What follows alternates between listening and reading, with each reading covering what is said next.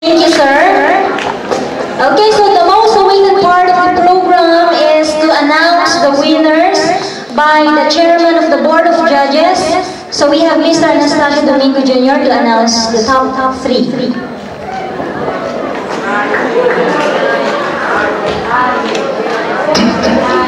Magandang hapon po.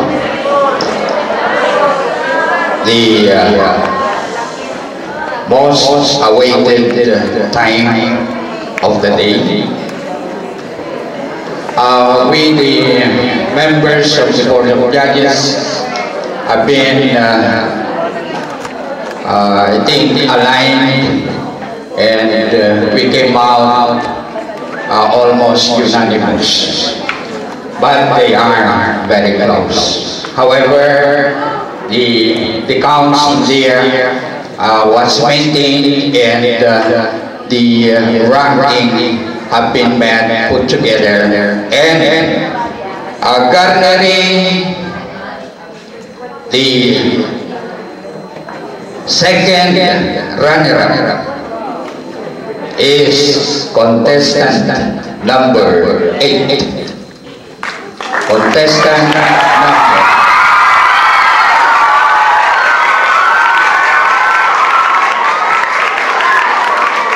Parang delayed reaction.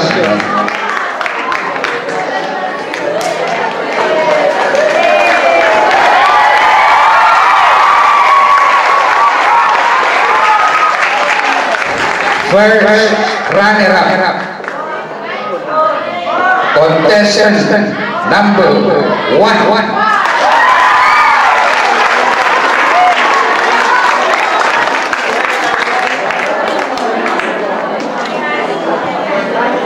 And our champion for this 32nd MB Carbonell Oratorical Contest goes to contestant number 4.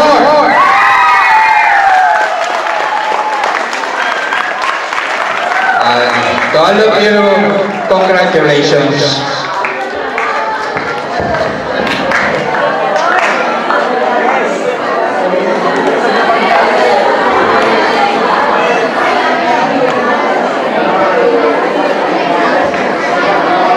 Congratulations to our winners, and for those who did not make it to the top 3, you are still winners on your own.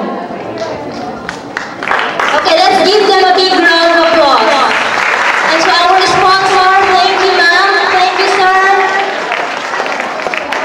And to our guest speaker also, thank you for coming, ma'am. Thank you for being with us.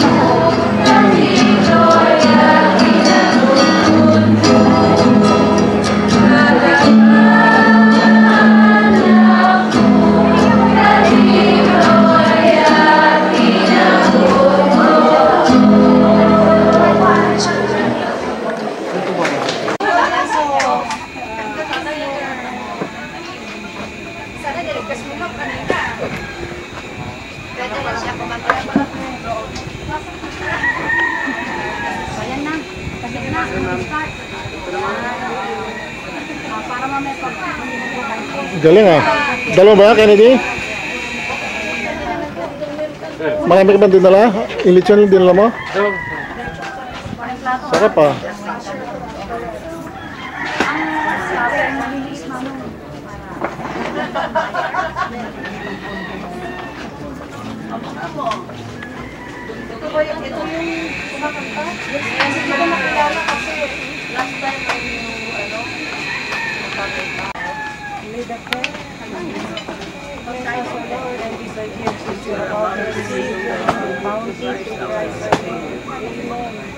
Bless those who prepared our food. Bless our students. And of course, spouse.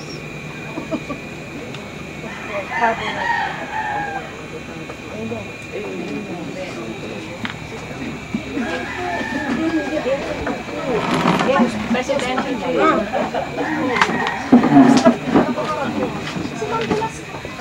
Hindi na kayo.